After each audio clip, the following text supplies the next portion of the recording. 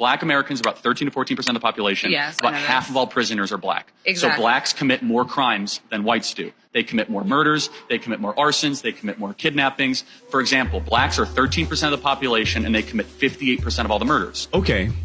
Let's talk about it. These are obviously racist claims, but I will respond to them as if Charlie Kirk were a reasonable person. Black Americans are about 13 to 14% of the population. Yes, about half of all prisoners are black. Wrong. Just 38% of America's prison population is black. That's according to the U.S. government. But it makes you wonder why Charlie feels the need to add an additional 12% to the black prison population. Could it be because his bigoted talking points only work if he exaggerates them? If Charlie were actually looking for the race that makes up half the prison population in the U.S., he'd look no further than white people at 57%. Exactly. So blacks commit more crimes than whites do. Wrong. The word "so" is doing a lot of heavy lifting in that sentence. So blacks commit more crimes. He's saying "so" as in therefore, as in one could conclude, but Charlie knows he's lying. Even if he hadn't just lied about the black prison population, Charlie is smart enough to know that correlation does not equal causation, but he's hoping that you don't know that. So he deploys the word "so" to make you think he's coming to an obvious conclusion. So blacks Instead, he's making an illogical, racist leap. Charlie knows that we don't have usable data about who commits crimes. It's impossible to have that data since so many crimes go both unreported and or unsolved. Charlie knows that we only have data about arrests and convictions. I'll come back to that data in a moment. What's painfully obvious is that Charlie Kirk isn't interested in understanding the statistics he so carelessly misquotes. He's interested in making bad faith arguments. Something that becomes even more obvious in his next point. Blacks are 13% of the population and they commit 58% of all the murders. Wrong again, and